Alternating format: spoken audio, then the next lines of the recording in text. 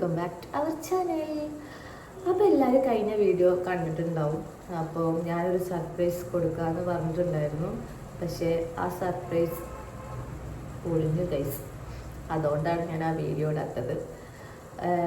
ഞാൻ ലാബിൽ പോയപ്പം ബാസികാക്കൻ്റെ നമ്പറാണ് ഞാൻ ലാബിൽ കൊടുത്തത്. അപ്പോൾ റിസൾട്ട് വന്നത് നേരെ ബാസികാക്കൻ്റെ ഫോണിലേക്കാണ്. ഞാൻ എവിടെ പോവുകയാണെങ്കിലും നമ്പർ കൊടുക്കുമ്പോൾ ബാസികാരുടെ നമ്പറാണ് ഞാൻ കൊടുക്കാറ്. എൻ്റെ നമ്പർ ഞാൻ എവിടെയും കൊടുക്കാറില്ല. അപ്പോൾ അവർ നമ്പർ വെച്ചപ്പോൾ ഞാൻ പെട്ടെന്ന് ബാസികാരുടെ നമ്പർ കൊടുത്തു. പക്ഷേ റിസൾട്ട് വന്നത് ബാസികാക്കൻ്റെ ഫോണിലേക്ക് ആയതുകൊണ്ട് അവിടെ അത് പാളി. അപ്പോൾ ഞാൻ വീഡിയോ എടുക്കാനും ഒന്നും പറ്റില്ല. കാരണം ഞാനും ഇങ്ങനെ വെയിറ്റ് ചെയ്തിരിക്കുകയാണ്. റിസൾട്ട് ഇപ്പോൾ വരും. പക്ഷെ എൻ്റെ ആ മൈൻഡ് പോയിട്ടില്ല. വാട്സപ്പിലേക്കാണ് റിസൾട്ട് വരാമെന്നുള്ളത് എനിക്ക് അത്ര ഓടിയിട്ടില്ല. അപ്പം അതവിടെ പാളി. പക്ഷെ റിസൾട്ട് വന്നത് അവർ നെഗറ്റീവൊന്നും പറയുന്നില്ല, പോസിറ്റീവൊന്നും പറയുന്നില്ല. കാരണം അവർക്ക് തെളിഞ്ഞ് കിട്ടണില്ല. പ്രഗ്നൻ്റ് ആണോ എന്നും പറയാൻ പറ്റുന്നില്ല, എല്ലാന്നും പറയാൻ പറ്റുന്നില്ല. അപ്പോൾ എന്നോട് ഒരു കുറച്ച് ദിവസം വെയിറ്റ് ചെയ്തിട്ട് ഡോക്ടർ ഒന്നും കൂടി കാണിക്കാൻ പറഞ്ഞു. അപ്പോൾ ഡോക്ടർ കാണിക്കാൻ പോവാണ്. അപ്പോൾ ഇന്നാണ് പോകുന്നത്. പിന്നെ ഞാൻ അപ്പോയിൻമെൻറ്റ് എടുത്തിട്ടുണ്ട് 11 മണിക്ക്. മീൻസിൽ തന്നെ എൻ്റെ പഴയ ഡോക്ടർ തന്നെ റബേക്ക ഡോക്ടറാണ് കേട്ടോ.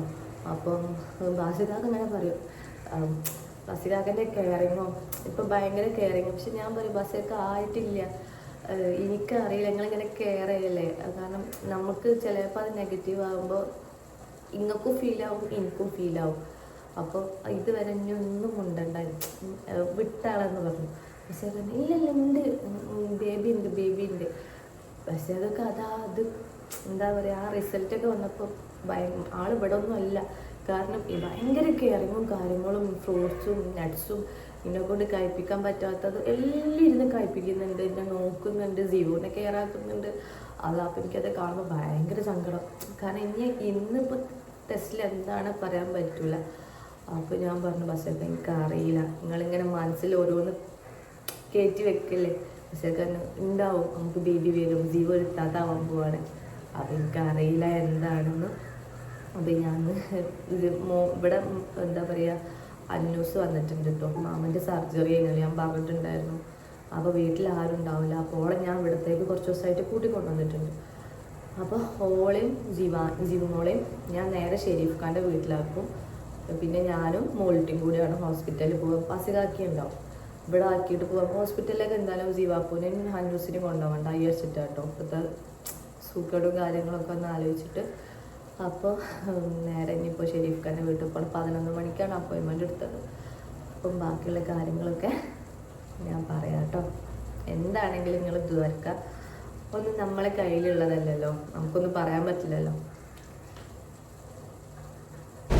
അപ്പം ഗൈസ്, നമ്മളങ്ങനെ ഒന്നും കേൾക്കില്ലല്ലോ. ബസ്സൊക്കെ പുറത്ത് അത്രയും നല്ല മഴയാണ് കേട്ടോ. അപ്പം ജിവാപ്പൂനെയും അന്നൂസിനൊക്കെ നമ്മൾ ഷെരീഫ് ഖാൻ്റെ അവിടെ വെച്ചു. എൻ്റെ നേഴ്സ് ബാക്കിൽ കൊടുത്തിട്ടുണ്ട്. ഇനി പേടിക്കാനൊന്നുമില്ല, നമുക്ക് സ്വന്തമായിട്ട് ഒരു നേഴ്സൊക്കെ കയ്യിലുണ്ട്. Yes, okay.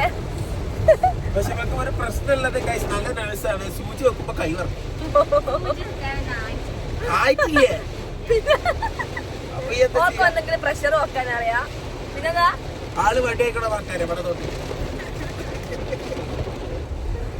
അപ്പൊ ഞങ്ങള് നല്ല മഴ പുറത്തുനിന്ന് കാണിച്ചു തരാം. ഓക്കെ, മലപ്പുറത്ത് നല്ല മഴയാണ്. നിങ്ങളുടെ വീട്ടില് മഴ ഉണ്ടോ അറിയില്ല. അതെ, മലപ്പുറത്ത് നല്ല മഴയാണ് ഗൈസ്. ഞാനിങ്ങനെ വീഡിയോ എടുത്തരാം. അപ്പൊ വീഡിയോയില് നല്ല വണ്ടി ഓടിക്കണ ഫീലല്ല, ഇപ്പൊ ഒരു കോഴിക്കോട് ബോട്ട് ഓടിക്കണ ഫീലാണ് കിട്ടുന്നത്. എനിക്ക് വീഡിയോ കൂടെ കാണുന്നുണ്ട്, തെളിഞ്ഞിട്ട് ഇങ്ങക്ക് കാണില്ലല്ലോ. അപ്പൊ ഗൈസ്, ഞങ്ങള് ബ്ലഡ് ടെസ്റ്റ് ചെയ്യുമ്പോൾ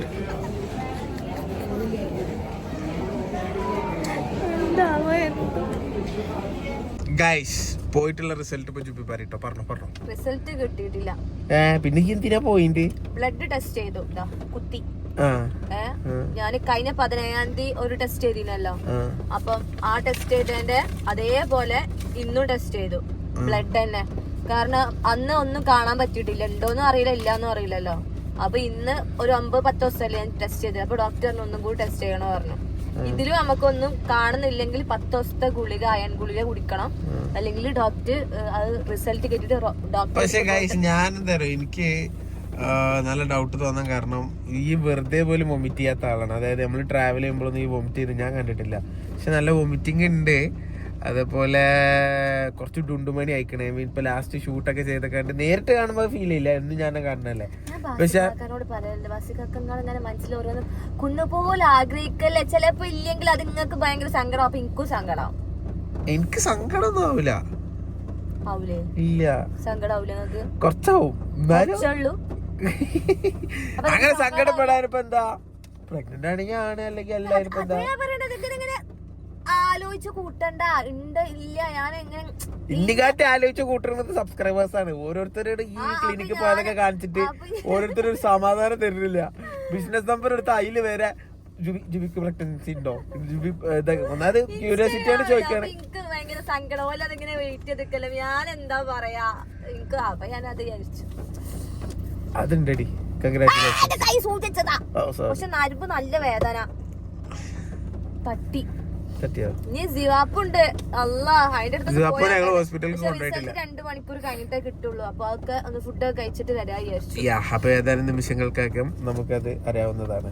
എന്തായാലും അപ്പൊ ഡോക്ടർ പറഞ്ഞു, ഇല്ലെങ്കിലും ഉണ്ടെങ്കിലും 10 ദിവസം ഉണ്ടെങ്കിൽ കുഴപ്പമില്ല, ഇല്ലെങ്കിൽ 10 ദിവസം കണ്ടിന്യൂ ആയിട്ടിട്ട് ഗുളിക കുടിക്കണം എന്ന് പറഞ്ഞു. ഇതില് നമുക്കൊരു കൺഫ്യൂഷൻ വരാൻ കാരണം എന്താ അറിയോ, നമുക്ക് PCOD പ്രശ്നം ഉള്ളതുകൊണ്ട് ഇടക്ക് പീരിയഡ്സ് ഡിലേ വരുന്നതാണ്. ഇനിയിപ്പോ അങ്ങനെയാണെങ്കിൽ വൊമിറ്റിംഗ് ഉണ്ടാവില്ല. ഇപ്പൊ ലാസ്റ്റ് നമുക്ക് പീരിയഡ്സ് ഡിലേ ആയിട്ട് നമ്മൾ കാണിച്ചിരുന്നു. അപ്പൊ അന്ന് PCOD പ്രശ്നം ഉണ്ടെന്ന് പറഞ്ഞു. ഫസ്റ്റത്തെ പ്രഗ്നൻസിക്കും അങ്ങനെ തന്നെ ആയിരുന്നു. PCOD കൊണ്ട് നമുക്ക് ഡിലേ വന്നിട്ട് നമ്മൾ കാണിച്ചു. അപ്പൊ ഒരു ഇതേപോലെ സംശയം പറഞ്ഞു ഡോക്ടർമാര്, സ്കാനിൽ ഇങ്ങനെ എന്തോ കാണുന്നുണ്ട് എന്ന് പറഞ്ഞു. അപ്പൊ നമ്മൾ വിചാരിച്ചു പ്രഗ്നന്റ് ആണെന്ന്. അല്ല, പക്ഷെ അതിന് ശേഷം ഒരു മാസം കഴിഞ്ഞിട്ടല്ലേ സ്കാൻ ചെയ്യാൻ പറഞ്ഞേ. ഓക്കെ, അപ്പൊ എനിക്ക് മോൾട്ടി ഇങ്ങനെ നോക്കിയാലൊന്നും മനസ്സിലാവില്ല. ഈ നഴ്സാവാൻ പഠിക്കേണ്ട ആളല്ലേ?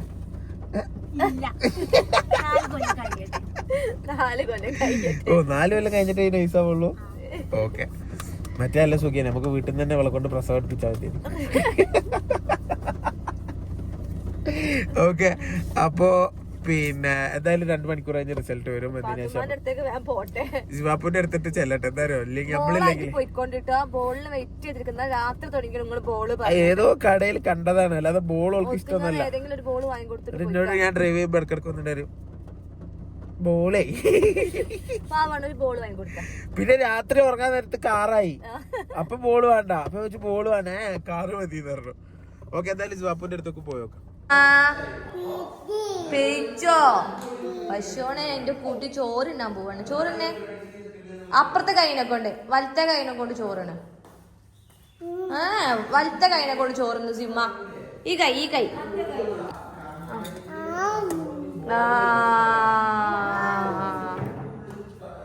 അപ്പൊ ഗൈസ്, അങ്ങനെ ഞങ്ങൾ തിരിച്ച് വീട്ടിലെത്തി.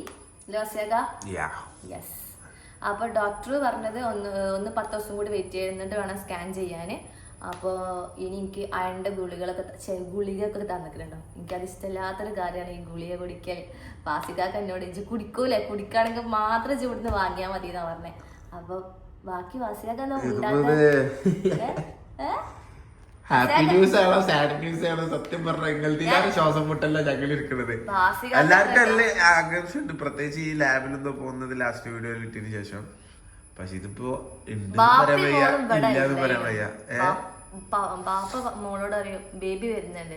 അപ്പൊ ബേബി അത് പറഞ്ഞ നടക്കല്ലേ, 2 ഇവിടെ പോയി. അപ്പോഴേ ഞാൻ പറയും വാസിയാക്ക നിങ്ങൾ മനക്കോട്ടെ കെട്ടല്, ചിലപ്പോ നിങ്ങൾക്ക് ഭയങ്കര സാഡ് ആണെങ്കിലും പറയാൻ പറ്റില്ല, ഒക്കെ പഠിച്ചോണ്ട് കയ്യിലല്ലേ. പക്ഷെ ഇതുവരെ ടെസ്റ്റിലൊന്നും കണ്ടിട്ടില്ല. സോ സാഡിലേക്ക് പോകാനുള്ള സാധ്യതയാണ് കൂടുതൽ ഞാൻ കാണുന്നത്. ഇപ്പോ ഡോക്ടർ അങ്ങനെ തന്നെയാണ് പറഞ്ഞത്. കാരണം ഏകദേശം കാണേണ്ട സമയം അയക്കണം, ഒരു 10 days കൂടി നോക്കാം, സ്കാൻ ചെയ്യാം. ഇനി എന്താന്ന് അറിയില്ല. സ്കാനിലെങ്കിൽ ചിലപ്പോ ചിലത് ടെസ്റ്റ് ചെയ്താലും അറിയില്ല, ബ്ലഡിൽ അറിയലില്ല, സ്കാൻ ചെയ്താലാണ് അറിയല്. അപ്പം അങ്ങനെ നമുക്ക് സ്കാൻ ചെയ്തിട്ട് അറിഞ്ഞിട്ടില്ലെങ്കിൽ നമുക്ക് അത് PCOD ആണോ എന്ന് കൺഫേം ചെയ്യണം. ടെൻഷൻ ഉണ്ട്. അപ്പം ഞാൻ അങ്ങനെ ഉണ്ടെങ്കിൽ ഞാൻ നല്ല തടിച്ച് ഗുണ്ടുമണിയായിട്ട് വരും. പക്ഷെ ഈ പ്രാവശ്യം PCOD അങ്ങനത്തെ സിംറ്റംസ് ഒന്നും എനിക്കില്ല അല്ലെ. PCOD കാര്യങ്ങളൊന്നും എനിക്കില്ലായിരുന്നു. ഓക്കെ, ഇനി നമ്മൾ അടുത്ത വ്ളോഗിൽ ഇനി എന്താന്നുള്ളത് പറയാം. 10 ദിവസം കഴിയട്ടെ. റിസൾട്ട് വന്നാ അപ്പൊ തന്നെ പറയാം. അടുത്ത വ്ളോഗൊന്നുമില്ല. റിസൾട്ട് വന്നാൽ ഞങ്ങള് പറയാം. എന്റെ പണിയാണ് ഈ ലാബിൽ പോയിട്ട് ഷൂട്ട് ചെയ്തതിനു ഈ വണ്ടി പൈല് മൊത്തം. ഞാൻ അങ്ങനെ എനിക്കറിയാലോ ഞാൻ പ്രഗ്നന്റ് ആണോ അല്ലേന്ന്. നമ്മക്കിപ്പോ ഡേറ്റ് തെറ്റാൻ മനസ്സിലാവൂലേ. സംഭവം എനിക്കിട്ട് സസ്പെൻസ് ഉണ്ടാക്കാൻ നോക്കിയതാണ്, വേറെ ഒന്നല്ല.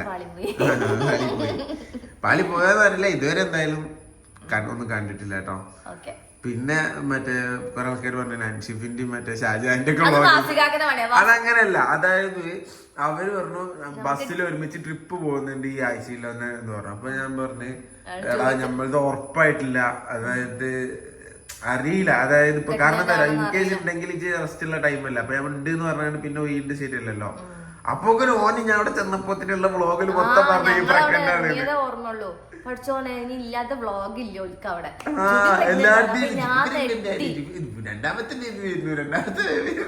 ഞാൻ പോലും പറഞ്ഞിട്ടില്ല ഗൈസ്. ഞാൻ പറഞ്ഞിട്ടില്ല.